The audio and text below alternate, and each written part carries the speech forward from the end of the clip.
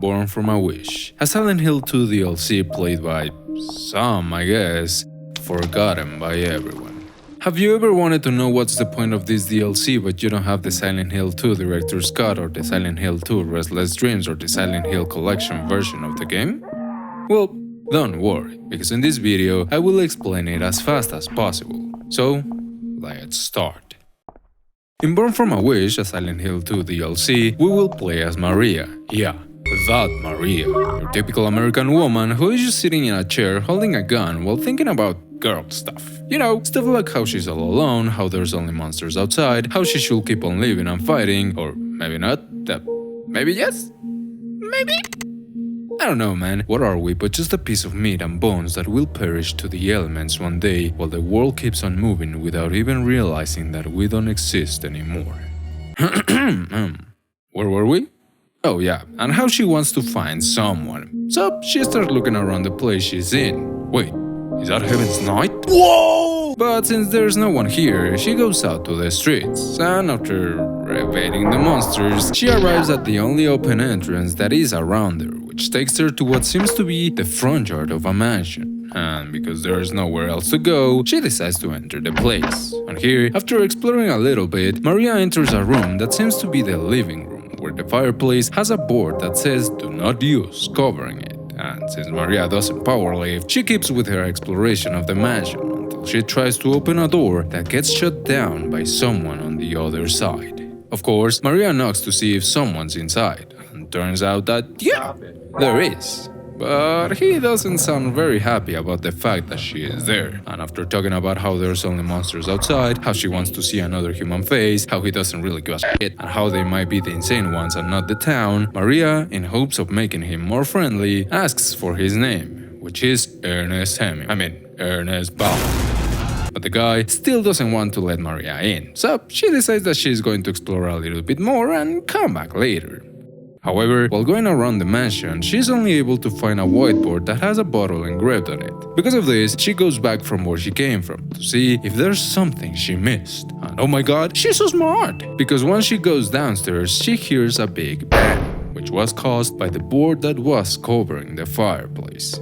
Thanks to this, Maria is able to see that there's some hidden stairs that take her to some kind of hidden garden, where she finds a red and black board with a book and a cup engraved on them. Here, she also finds a gravestone that has an embedded key and some written stuff that talks about how Joy died along with them, how only despair and meaningless tomorrows remain, and how when the boards cover all, the sadness will be covered too.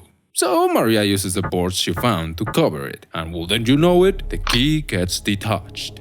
Using this key, Maria is able to enter another section of the mansion, where she goes inside a little kid's room where she finds some matches, a doll, some books that seem familiar although she never read them, and some stuffed animals, including a teddy bear, which Laura might love. Aww. But wait, who the f*** is Laura? Maria then enters another room that seems to be the attic, where she hears a stressful conversation between a man and a woman about how someone fell off the window, but no one's there. Here, Maria uses the matches to light a candle and discovers a birthday card under a chair, which was made for the father of Amy Baldwin. Obviously, Maria grabs it, but before she leaves the room, a little girl whispers to her that she should give it to her daddy. So Maria goes back to Ernest, but he's not there anymore, and the only thing she finds is a book that talks about how the acacia tree represents eternal life and morality for Christians, purity and rebirth for Egyptians, blah blah blah. The point is that it's an important tree for a lot of religions. Oh yeah, I forgot to mention that the key that Maria detached from the gravestone was called the acacia key. Are they related? Maybe. But it doesn't matter, because Maria continues exploring and looking for Ernest, and on her path, she encounters more creatures, more random stuff, and a mop and a bucket. But she's not in the mood for cleaning, so Maria then ends up in what seems to be the library of the mansion, where she looks at a book called Lost Memories, that, in short, talks about how words of blood, drops of mist, and a vessel of night are needed for the resurrection of the dead, and also about Suchilpava, a god, I guess? So yeah, and there's also some notes written by someone on the bottom of it that says that blood equals red, mist equals white, and night equals black. Wait, does that mean that In this room, Maria also finds Ernest behind a door, and here they have another conversation about the birthday card Maria found and how, thanks to it, he now knows why Amy was holding an empty envelope when she fell. They also talk about how some things can be forgotten while others can't, how it has been 10 years since that day, and how, if Maria is there must be a chance for a miracle. Because of this, Ernest asks her if she could go to the apartments next door and get him a bottle that has some white liquid inside it, and since Maria doesn't have anything else to do, she agrees. But while looking for a way to get there, she finds a plate on the floor that has Amy's name written on it, and it states that she was loved too much by God and that 7 years wasn't enough time, hinting that Amy died when she was only 7 years old.